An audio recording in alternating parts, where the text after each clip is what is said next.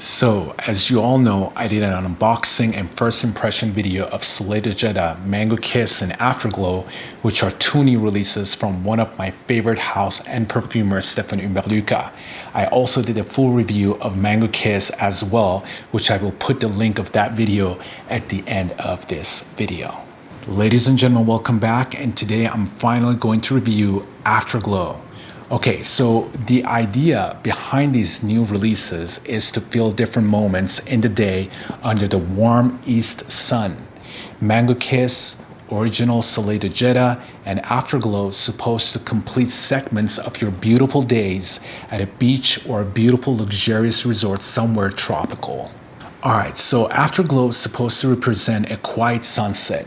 The moment you're at home before leaving for a summer dinner, after an entire day at the beach, or simply staying at the beach after everyone leaves. It is the darker, sweeter, and smokier brother of Mango Kiss and original Soleil de Jeddah. In my Mango Kiss review, I talk about orris butter and chamomile sauvage oil and other oils that are not included in the notes. So if you guys want more detail about these ingredients, check out my Mango Kiss review, which I will put the link of that video at the end of this video.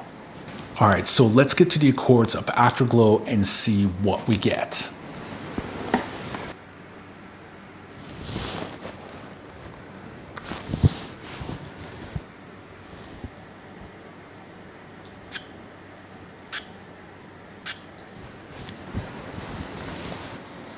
God, this is so aromatic. The whole house is filled with Afterglow, and it's very smoky as well. Oh, it's so good. It's like has this addictive dark vibe to it. It's very unusual in its structure, but yet it's very beautiful. All right, so let's get to the accords. So Afterglow opens up with this gorgeous, beautiful blast of sweet clover and hyacinth with a mixture of dark wildflower honey and also somewhat fruity, zesty tropical and a powdery smell, followed with this interesting smoky and charcoal scent like. Just the perfect balance which makes Afterglow a pure perfection. The smell is very exotic, as I mentioned earlier, and wild, and it's definitely must be the orchid and bergamot, which creates such a zesty, fruity, floral, tropical accord with chamomile sauvage oil. Now, the smokiness or the charcoal smell, as I mentioned earlier, must be coming from incense oil and myrrh resin. It's also very herbaceous as well, especially on the opening when you spray initially. Because I sprayed it again. Yeah. So on the initial spray, there is this greenness about it as well. Because now that I'm smelling the hard note, the smokiness became stronger. But on the opening, there's this herbal greenness about it, which definitely must be coming from chamomile sauvage oil. Now, chamomile sauvage oil is not the only chamomile in here. As I mentioned in my previous videos, we still have Roman chamomile and chamomile blue oil, which of course the ratios are different in Afterglow than in Mango Kiss or the original Soleil de Jeddah. Now, Roman chamomile has a light, fresh apple fragrance, and German chamomile, which is chamomile blue oil, smells more like sweet straw or hay, which I think that's what you're getting here because it has that hay smell to it and it has that sweetness, herbaceous vibe to it. So I believe that the German chamomile or the chamomile blue oil, the other name for it, the ratio of that one is higher in Afterglow. I might be wrong, but this is what I smell. Okay, so the smoky charcoal cord must be coming from incense oil and myrrh resin. Now, frankincense is an aromatic resin that's extracted from the bark of boswellia trees. Frankincense has a very aromatic earthy scent. You will definitely get the boswellia tree's musty pine notes, along with citrus notes and spicy undertones. It also definitely can have a smoky sandalwood profile to it as well.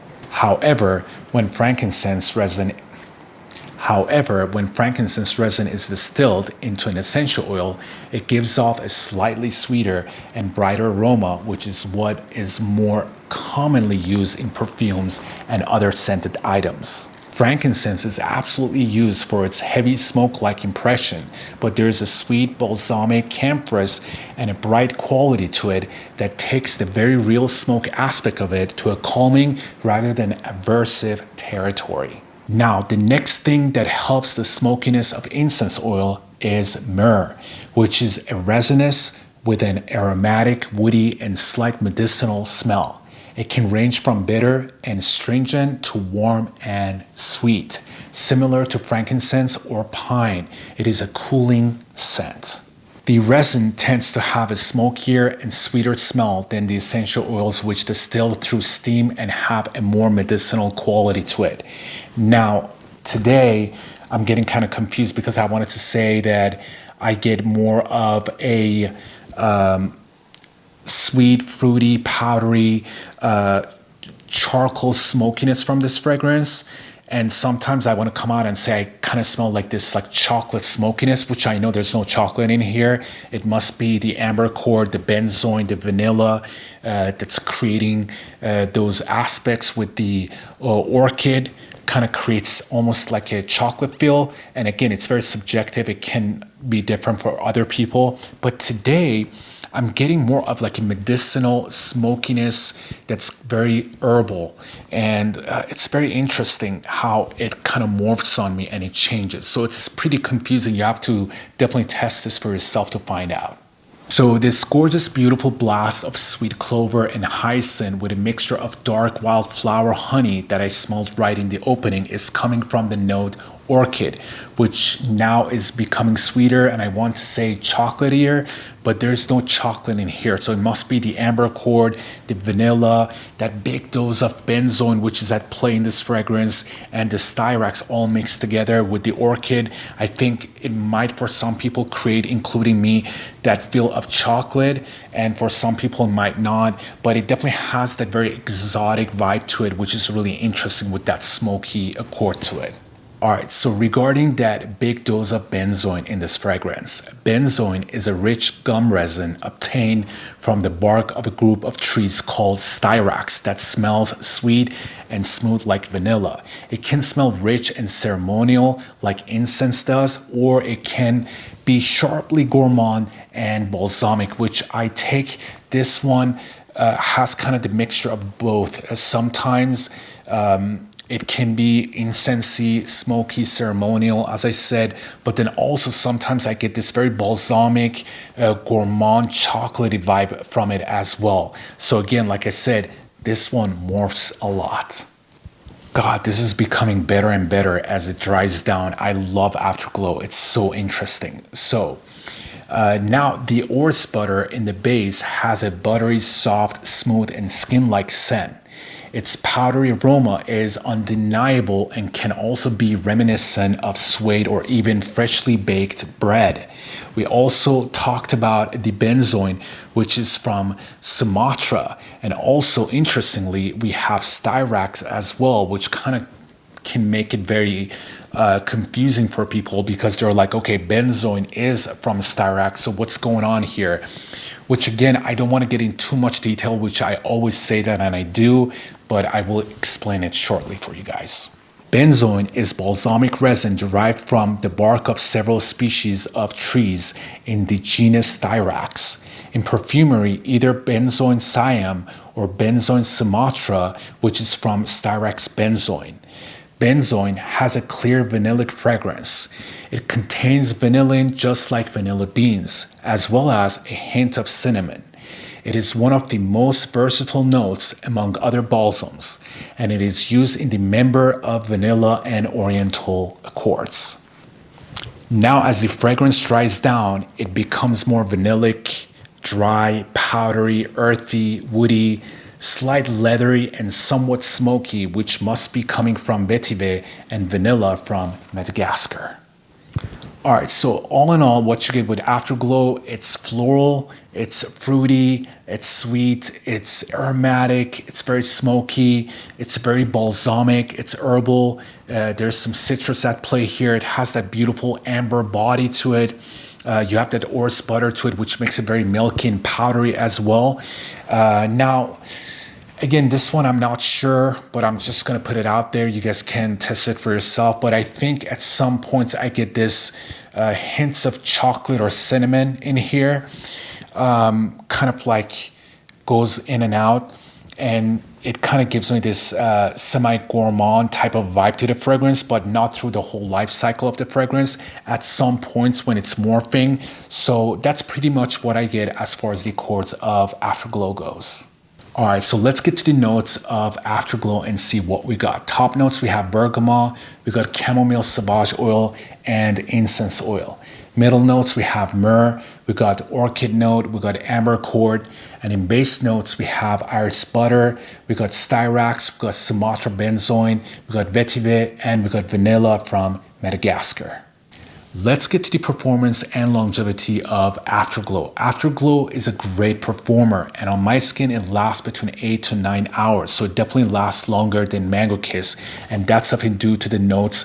You got the smoky notes going on in here, and I believe the amber cord and the benzoin are more sultry, and they're just bigger in this fragrance. They're more at play in this fragrance than they are in Mango Kiss. Mango Kiss is a fresher fragrance, and this one is darker and sweeter type of a scent, and it has those smoky facets to it, which makes it last longer. So as far as the performance and longevity goes, I would definitely give it a high score. All right, so let's get to the projection and sillage. This one has a great sillage. It has pretty much an enormous sillage on the initial spray. For the first 30 minutes, it fills up the whole room due to the smokiness of it. And then after half an hour, 45 minutes, it gets closer to a bubble, and it stays that way for a long time, for about 8 to 9 hours.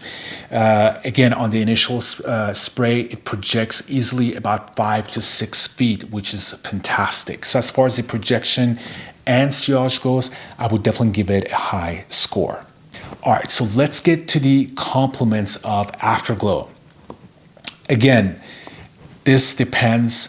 If you are into smoky fragrances, you will definitely love this. Now, smoky fragrances are becoming very popular.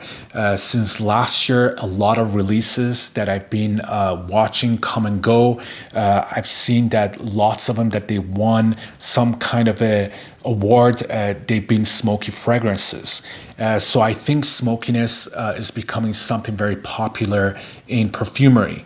And I think this one will get a lot of compliments. Personally, I love this one, and I think it's a fantastic evening fragrance, just as the way Monsieur Luca wanted this fragrance to be.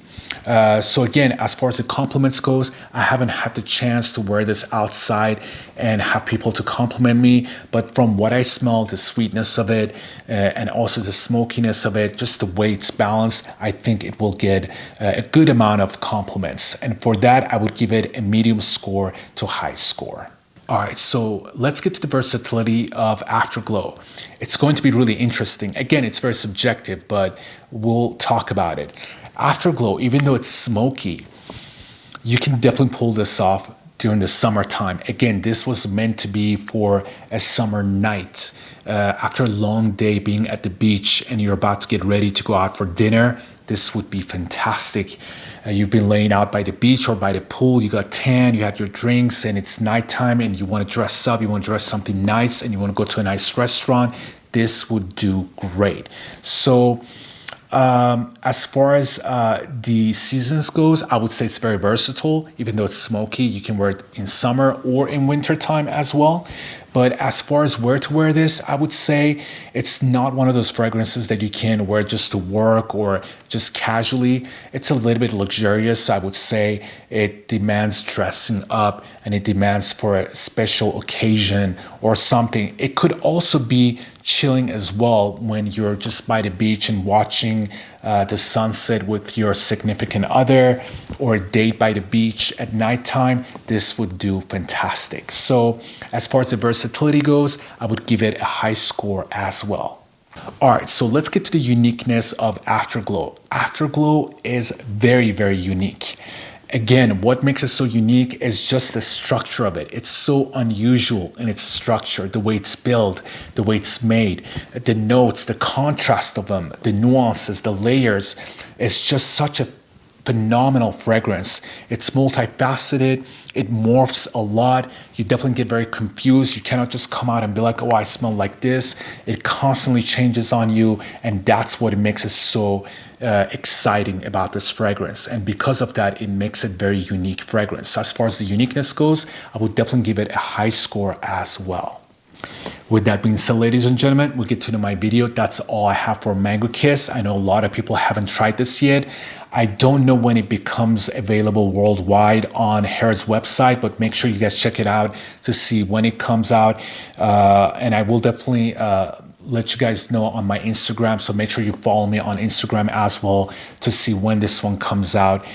For the ones that already own this, please let me know in the comment section what's your take on it. And again, this one, I would say don't blind buy this because it's kind of smoky. I would say Mango Kiss is definitely something you can blind buy, but this one I would definitely sample it. But again, if you like the type of fragrances that I review, this would be an easy blind buy. And that's it, you guys. That's all I have. Thank you so much. And hopefully I'll see you guys soon with another video. Bye.